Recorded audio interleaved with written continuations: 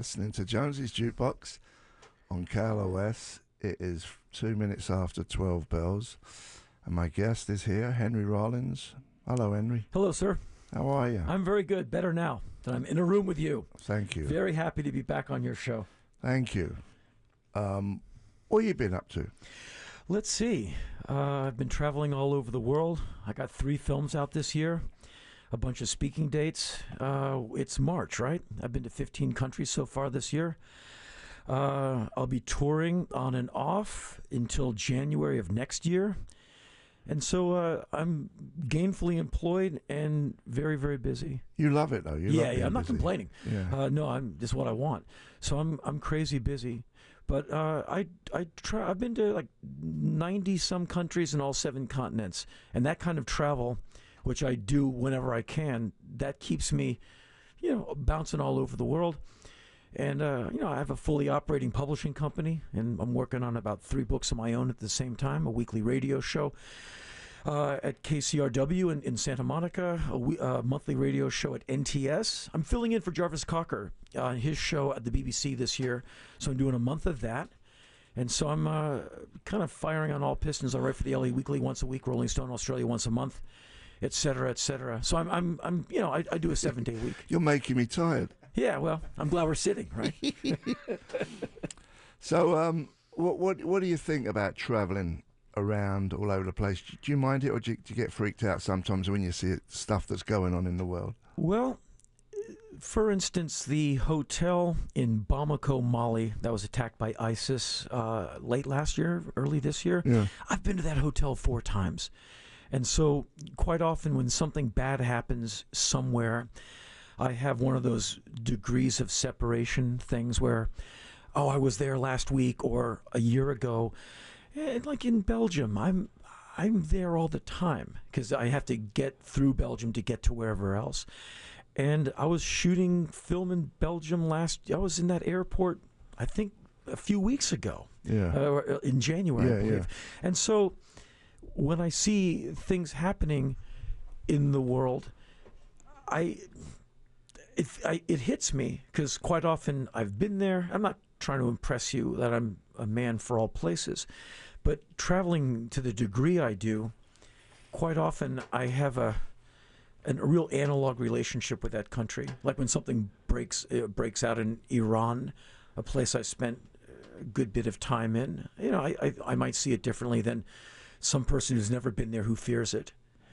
And so I travel voluntarily in that no one's twisting my arm and making me get on a boat and go to Antarctica, which I did last November. I want to go to these places. Yeah. I want to walk through your village, your slum, your souk, and eat that food and ask what you're doing over there and go into your hut, your yurt, or wherever you're living and just check you out. And that's why I travel, and that's what I go for when I travel. I just travel alone with a backpack and a camera and a bottle of water, and I just hit the streets and see what happens next. So you film all this?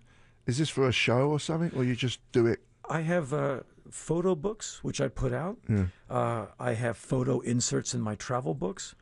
I file photos with like AP, so sometimes they get used. Sometimes I'll be in a city for a show, and they'll say, hey, the weekly newspaper wants to run some of your photos. Can you send us some? Yeah, pick a country, pick a continent. And so my photos get used fairly often in different things, but mainly for my books and my website. Yeah. But all the travel I do, I write about it. And that turns into a book. It turns into a photo book. The stories from the travels turns into on-stage stories, topics for LA Weekly articles. So basically, everything gets used. Every part of any journey gets used for like 5 different things. It's not sitting on the beach in Hawaii. It's losing weight every day hiking through Africa. That's kind of the voyages I go on. Yeah. So from your experience from going all these places all over the world, do you think California or America's still the best place to be, or do you feel that the press that you get about other places and all the press in the world, a lot of fear in the news, do you think that's inaccurate? Is it accurate? For me, without a doubt, of all my travel, which isn't everywhere, But without question, the best place to live in the world would be America. No one is freer day to day than Americans, not even close. And nowhere are you safer, in my opinion, even though we have some pretty unhealthy gun statistics and gun homicide statistics. I'd rather live here than anywhere. And America has its problems, it has its challenges, but it's still an amazing place despite the problems we're still shaking off. And so I could never leave unless I got kicked out. I'm not one of those people who threatens to move to Canada if the guy I'm voting against doesn't, becomes president. Never. And by the way, no one else is going to move to Canada either. Yeah, and there's nothing wrong with Canada. Lovely place. But I enjoy being an American. I dig my freedom. Now, as far as the state of California, it's a great place to have your short pants on Christmas Day. The sunsets are amazing. The quality of life you can have, well, it can be terrifying and deplorable. It also can be really good. And so I quite enjoy being a Californian. It took me years to kind of enjoy it. And it was actually...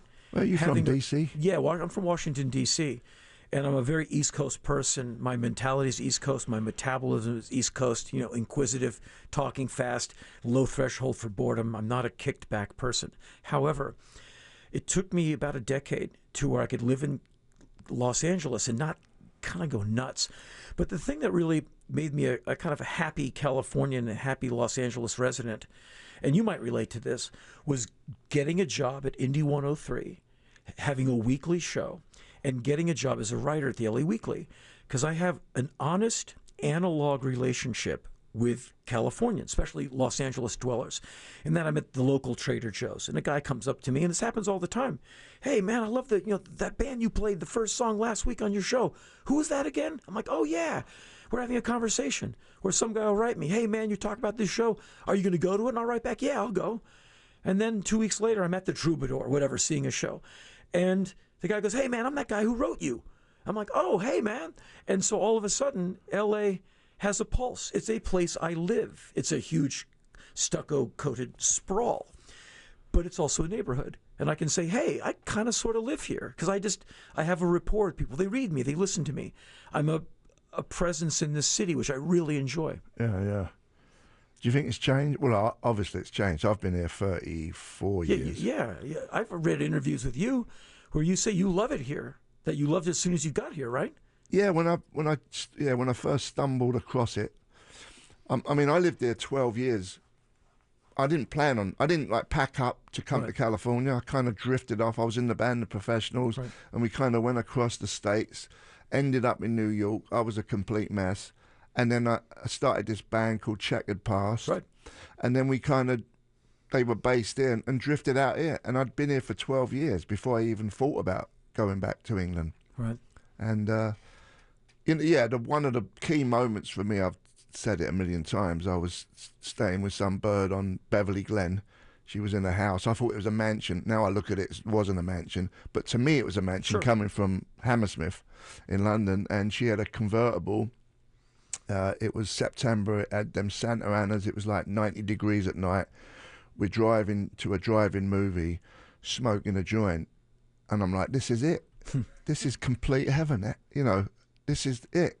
Coming from like Dickens, where they're throwing, thing out the window on your head. Yep. It was like, this is unbelievable. And that was it. I just fell in love with it from that moment. No, I can understand someone from the UK where you wake up, oh, it's raining again. And here's your dead rat for lunch. Yeah. And you really are.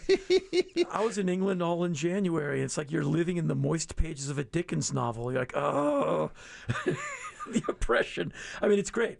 But I could see someone, because I know a lot of Brits who come to L.A. and they're like, this is it. I'm like, really, you want sun every day? They're like, yes, thank you. I'll take it. And the weather, try digging Chicago in January.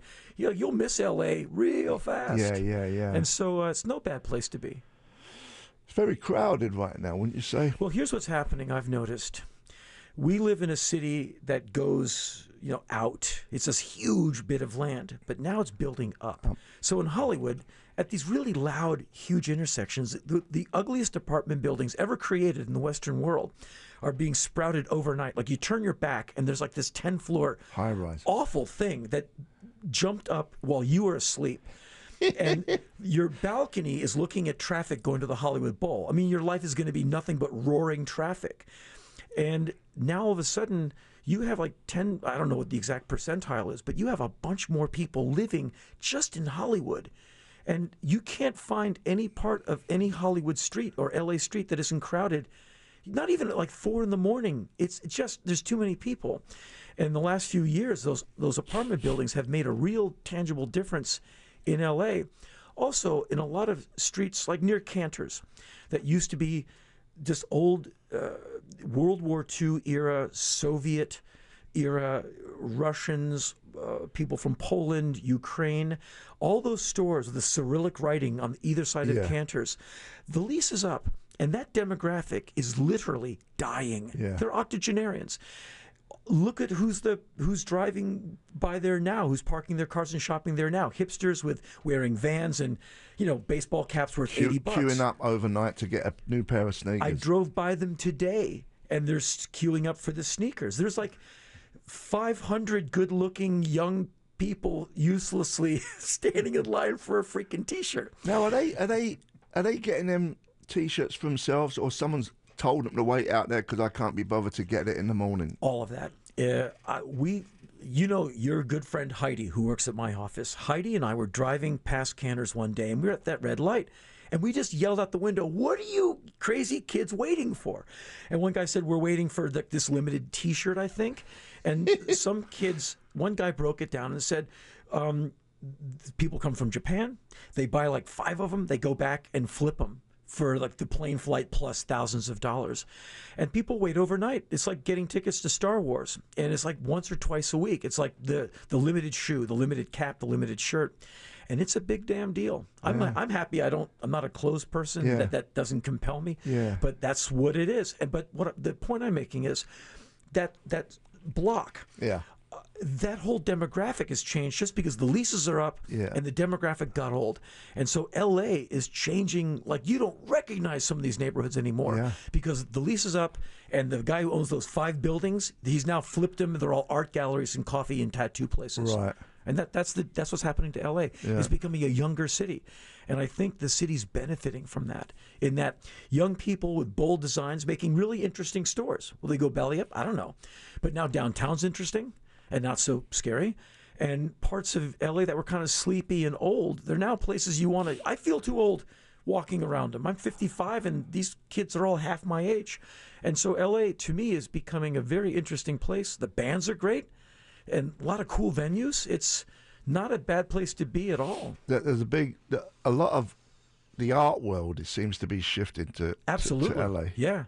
Like proper good stuff, Yeah, really cool stuff. And for me, I really think art and acting and music, old people can do it, absolutely, but you need an infusion of youth at all times. You just need to keep putting the young people into the mix.